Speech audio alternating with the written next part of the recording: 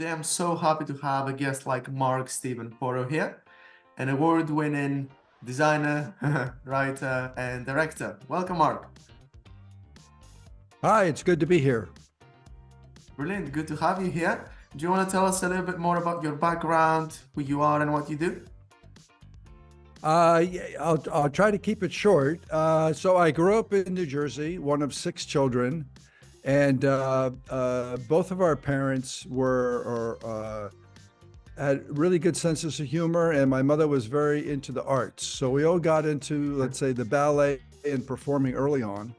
And then I wanted to go to university to study medicine.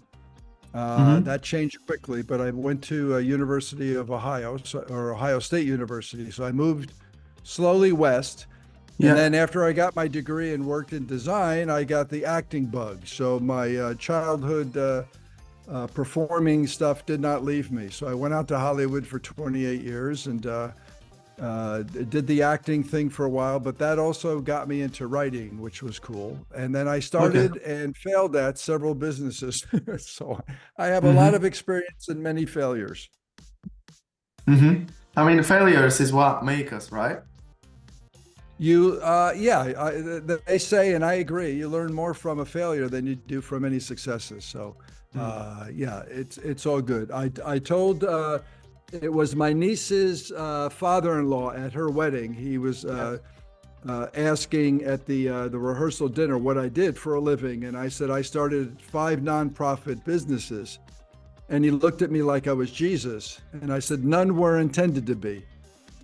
And we had a good laugh and started drinking. That's nice. So when did it all start, your entrepreneurial journey then? What was the first one? Well, probably early on. I mean, we all worked as kids. We were, I'm not sure if our parents made us but we always did. So in between me doing, let's say, normal things, I went on my own entrepreneurial quests and sold day-old newspapers to the neighbors. So I went up and down the street selling old news. And my neighbors got a kick out of it. So they actually bought the newspapers. I think they were more out of their amusement than anything practical. But unless they had short-term memories, it didn't really do much good for the people buying the papers. But that was the first. But I thought, hey, I can make some money doing this. But then we all had paper routes. We shoveled and snowed. We shoveled snow and mowed lawns and all kinds of stuff. And then there were 6 kids, and we all ended up owning our own businesses in adult life. So I'm not sure if people were afraid to hire us or we were just, ambitious to start our own businesses. Yeah. Most of us, I mean, every entrepreneur is basically someone who refuses, let's say, to listen to other people, and he wants to follow his own journey, follow his own rules. Do you think that's the case with you as well? Well, it's important to listen to others. But if you say, you have, or learn as much as you can from others, because I was very lucky. I happened to be pretty good at what I did, let's say, in design. And I had no idea at the time, Ohio State was one of the best design schools in the country. So I lucked out there because I originally went there for medicine. And then I got hired by a really good design firm. And then I got recruited by one of the best design firms in the country because of my work that I learned at that firm. And so I gained a lot of really good national and international experience very early on in my design career. So that certainly paved my way of saying, hey, listen, I've learned a lot. Now I can kind of go out and do my own thing. So yeah, I have to say I was very, very fortunate in many ways. Sounds good. So you've also written a book, A Cup of Tea on the Commode, right? That was released on Mother's Day in the U.S. Last year, so May 14th. My life kind of changed, and that book is I chronicle my 3.5 year journey of caring for my mom in her last years. So in 2012, I got a phone. Oh, go ahead. yeah, I was gonna say for you to take us through the experience in the book as well. Okay. Again, I'll try to make this short and sweet. So I was living in LA. I was 55 and enjoying my carefree bachelor life. I had no wife and never married, had no Hmm. children. And the only real responsibility was my business. So I did have a business that was Hmm. doing pretty well, a national snack food business. Yeah. Um, but in 2012, my brother called me, and it was 9 days after my mom's 89th birthday, and said Hmm. she just shut down and we're basically on death watch. And she was living Oh. in a home that we all grew up in. So I flew in, and she was in kind of a semi-comatose state. And Hmm. hospice was called in. We had a priest come in and deliver the last rites, and we were just waiting. And a Yeah. few weeks later, she snapped out of it. And I think I Oh. have a chapter in the book called Silent Scream. And I think it was a cry for help. She wanted her children to come back because they're, at that point, we had a family living upstairs, taking care of the household duties and cooking for my mom and doing laundry and stuff. At that point, she could walk and kind of handle her own business. But after this event, she was bedridden, no more walking, and she was Yes. completely dependent on the people in the house. So I kind of went Hmm. back and I guess rescued her, and Yeah. she deserved better. And I guess dedicated the next 3.5 years to making her life as pleasant as possible. That's so inspiring. How did you feel? Well, you know what? I grew up in a really nice, nurturing family. So to me, this was easy. It was an easy choice. Working out the logistics wasn't so easy, but the decision was easy. Yeah. And, it's your parents. And I had a great Mm. relationship with both of my folks, and my siblings were great. And they yielded and let me take over. And my mother trusted me. I was the third son, and the fifth out of the six kids. And I think I had the opportunity, I made the opportunity work, but also I was able to do it. I didn't have a family and all those obligations back in LA. So um, they were Yeah. great. They yielded and they trusted me to take care of mom, and mom trusted me. And so we had a good time. I said, when I took this on, I asked my mother for permission. I said, "You really want me to move back here and take care of you?" And she said, "Yes." And I said, "Well, first thing, we're going to have a lot of fun. Yeah. Second of all, I am now in charge. I Mm. will protect you and make sure you're safe and healthy, but I am in charge. You must now obey me." And she was happy at first, but then when I said I am now in charge, her mood completely changed. But she puckered up for a kiss, and I wasn't sure if that was a sign of surrender or one wishing me luck. And so I gave her a kiss and hoped for the best. And it, Mm. it was a bit challenging, especially with Yeah. me not having children. But I went in with an open mind, and I hung out with hospice, was there for 6 months. So I hung Hmm. out with them the first couple of months, and it was a really good student. Me and actually my younger sister also, we hung out with them because we wanted to take care of our mother as much as possible Yeah. with the time she had left. We thought she was, dying pretty soon. And Mm. so we learned how to change the diapers and change the bedding with a helpless patient in bed, and how to handle a fragile elderly person getting in and out of bed and things like that. And Mm. so we were good students, and but the attitude was the main thing. And I was just said, "I'm going to Yeah. do this. I'm taking on this role, and basically to find the joy in it, which I did, and I think my mother did, and by her reactions every day, not Yeah. every day, but most days, I was doing a good job. So she was Mm. like the barometer, letting me know what's working and what isn't working. Yeah. This sounds so good to me because I come from a an area, a country where people at people in their 30s, 40s, 50s, they don't really care about taking care of their family members. So I always had that feeling as the thing you described. But obviously I'm 24 now, so I still got a few years left to do that. But yeah, Yeah. it sounds so good. seems like you care a lot, basically. Well, it's, again, it was my upbringing. So it was like honor your mother and father. It was easy to do that. And again, I think once you make that decision, it seemed like the whole world kind of came in and supported it. So Yeah. all these things that could have gone wrong didn't, at least in the beginning. And yeah, so overall, it was lovely. And it's a shame because I'm hoping when I was going through this, again, I had a good attitude. My mom trusted me. So we did a lot of fun things. In the beginning, I don't think she looked as good as she could have. So I bought her a new wardrobe because these old people's day dresses were drab and tattered and stuff. I said, no, Yeah. my mom's not going to look like an old. And then she treated herself. She worked full time. She was a proofreader for the largest newspaper in New Jersey, but she treated herself to weekly visits to the beauty parlor to get a shampoo and set and get her nails done. She had beautiful nails, and so I wanted to recreate that at home. So I created a thing we did on Saturdays called the Day of Beauty, where I gave her the beauty parlor treatment at home. And Oh, that's nice.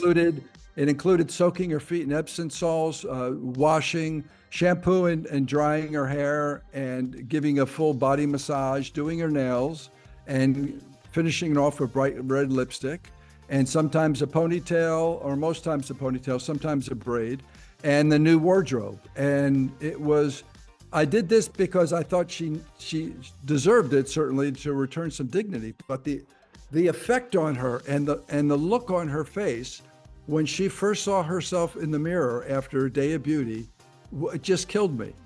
She just beamed in the mirror. And I don't know when the last time she felt pretty. I don't know the last time she looked in the mirror. Yeah. But she was just very, very positively affected from this. And I leaned in and I said, "Who's that pretty girl?" And she just beamed.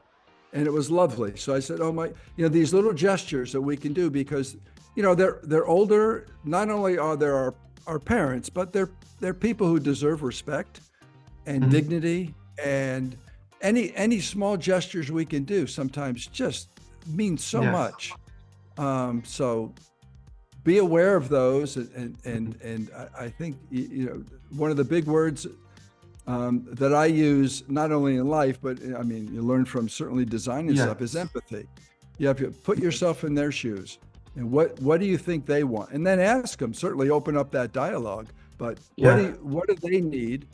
How can I make their life better and more fun? And a lot of times I say, well, I'm going to make her laugh at least once a day. And she ended up making me laugh a lot too. So it was rewarding, I think, for both sides. That's nice. So, it's nice that you mentioned empathy, because obviously when we are younger and we take care of our life, especially when you are in your early 20s, you have to build something for later, right? So Right. back then, I'm sure you didn't have that much time with your parents, right? Well, yeah, once I left home just after I turned 18 to go to school, and I never really lived back there again. But again, I had a great relationship with them. So when I was at Ohio State, they came out quite often to visit. And then when I went to Los Angeles, they came out actually quite often. So I had a lot of one-on-one time with my folks, because sometimes they came together. A lot of times they came separately. And it was great because we had I was a very curious kid. So I asked them questions, and I don't think the other kids did. So it got them to open up, because that generation, they were World War II and Depression generation folks. They didn't open up and share emotions and feelings and stuff too much. And I got them to open up. And sometimes it was painful to hear some of the things they expressed, but it brought us closer to each other. And so during this 3.5 years with Mom, it was great, because we had a lot of history behind us of being just the two of us. And with my dad, similar things. And then in 1995, I was working on an Italian play in LA, and I got into to my Italian roots. So I planned a trip to go to the little village where my father's father came from 100 years earlier. And my dad was 80 at this time and suffering from heart disease, so he was not in great shape. But after about a year and a half of prodding, he finally agreed to come with me. And I shot a documentary of that. And it was 16 days we were together, and his life was literally in my hands. I didn't realize how bad he was because nobody told me until we got over there. But he was a trooper, and we had a lovely time. And this village is 200 people up in the mountains in southern Italy. And I've got pictures of him and video of him knocking on the door of his father's house, and he was so moved by this, and certainly I was, and I wanted to shoot a documentary so the whole family could see what they were obviously missing. And so that was a very important trip and bonding, I think, experience for both of us. I see. So when you were younger, in your early 20s, maybe late after 18, let's say, did you have a plan that led you to where you are now? No. I don't know if I've ever had a plan, other than from 8th grade on. Okay. I wanted to be an ophthalmologist, and that's why I wanted to go to medical school. Right. And I only visited 2 universities. One was Harvard, and the other one was the Ohio State University. And apparently Harvard is a little particular about who they accept. So I went to Ohio State University, but that ended up being, I mean, they had a very good medical school, but they had one of the best design schools. So again, I lucked out once I switched majors.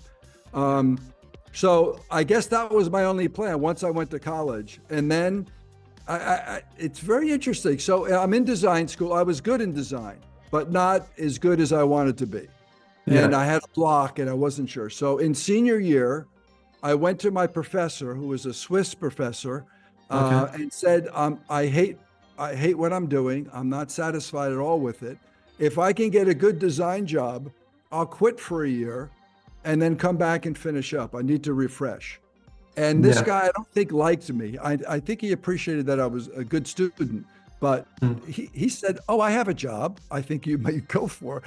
And I ended up working for that firm for 4.5 years. I did go back and finish my degree, but I worked for that firm for another 3.5 after graduation. Again, no real plan other than I'm not happy with what I'm doing in school. And it was absurd. I need to change something. My work is terrible. Can I get a good design job? And this guy had one for me. So it was, So I've been very lucky. I think part of it is just having a good attitude. I've been very adventurous, and I go into everything saying this is going to work out, and most times it does. You go in. I say my motto now is find the joy in it. So no matter what I do, you look for the joy in it and make the best of it. So you have a positive attitude, and you learn what you can from it, especially if it is not successful. But to go in with a good attitude, say, okay, I don't know everything. And most of my adventures have been brand new. And that also led me to France. I wasn't expecting really to move here, but I came here in 2015 and fell in love with this little village and said, I'm going to live here. And I moved here a year later. And it's been great ever since. So, and again, with the book, I wasn't planning on being a writer. I did writing in Hollywood. I did some stand-up, so I wrote jokes and I wrote screenplays. And one short film that got produced, but I never expected to be a memoirist or anything like that. And with this episode with my mom, I had friends going through similar things with their folks. And when I shared my stories and what I'm doing, they seemed to get some benefit from it. So then I said, well, you know what? I think I've got an audience for this, and I think I can help a lot of people. And so that was the motivation behind the book. So again, I think if you have a good attitude, the universe seems to support whatever adventure you're going on. So that sounds like a positive thing for the few of us who have actually got a positive attitude.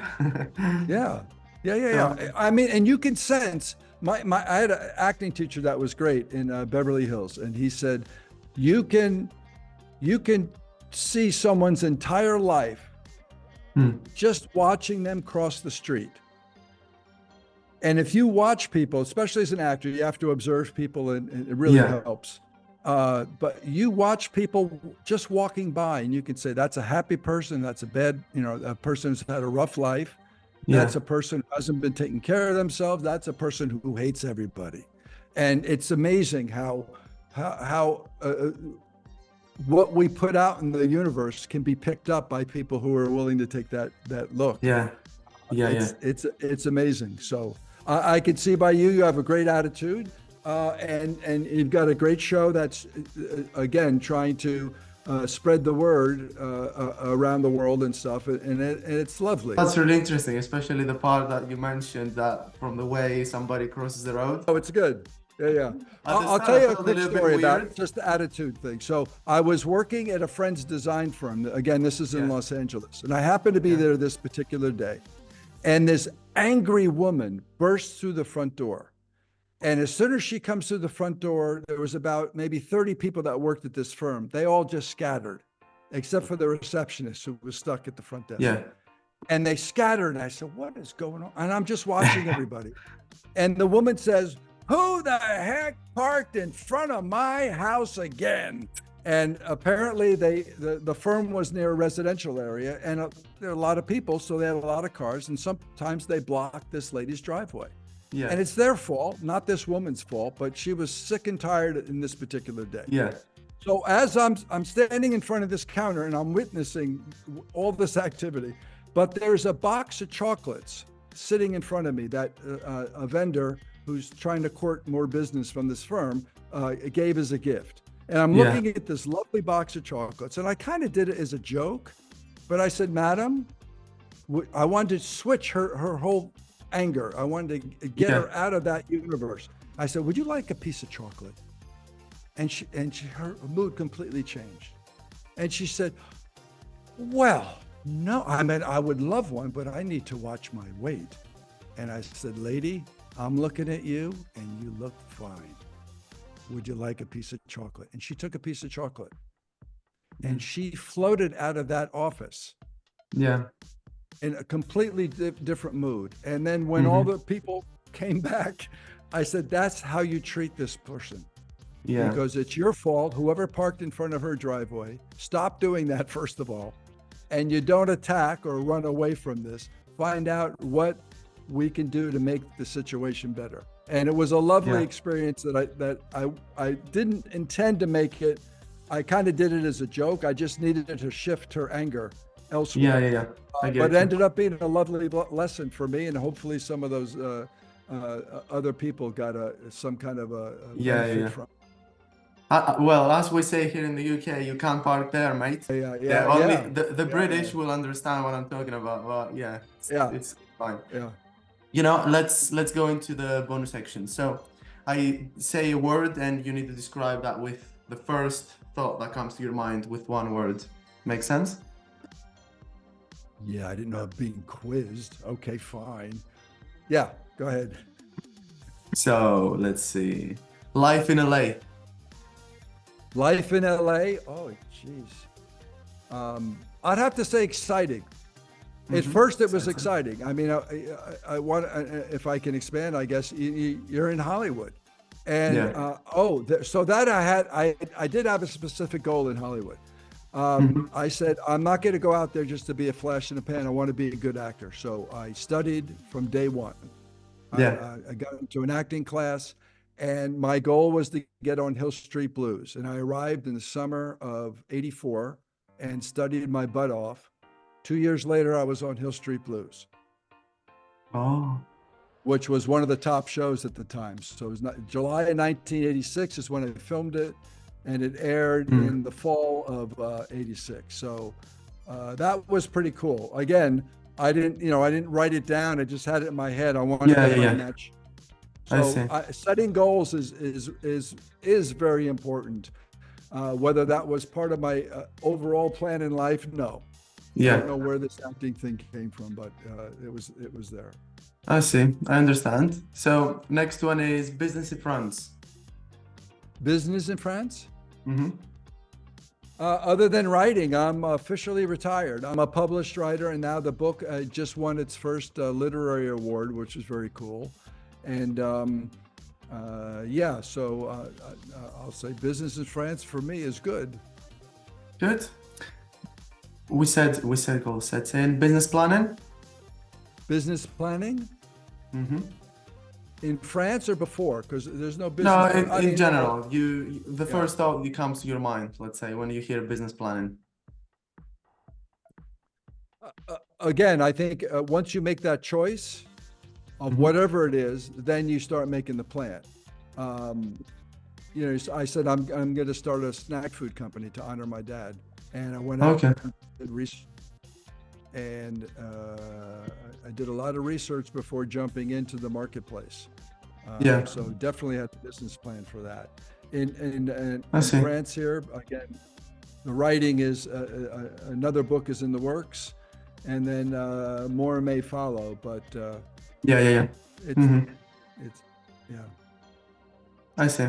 And last words from Mark Stephen Porro, something that you want to leave us with?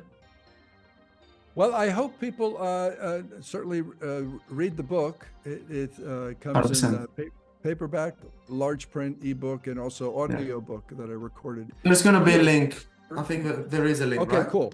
Yeah. So I would say, hey, and I'm hoping to inspire other people to jump in and care for their loved ones because they say, I think by 2050, there's going to be 426 million people over 80 years old in the world. Gosh, In the US, it's over 50 million you already. know? So this is going to be a health crisis. And we used Yeah. to have all generations in the home, you know, 3 generations. And we got away from that with assisted living and nursing homes and things like that. So it's kind of a shame when it's not totally necessary. I understand some people, they need extra care that the family cannot do. But Yeah. overall, you know, we shouldn't just cast them away. They're our loved ones. Our parents certainly put up with us for a long time. So True. I think it's time to honor them and maybe get a little payback and take care of them. So that's what I'm hoping to do, inspire other people to get into this because it Yeah. may have been more beneficial to me than it was to my mom. Sounds great. And that was Mark Stephen Porro, ladies and gentlemen.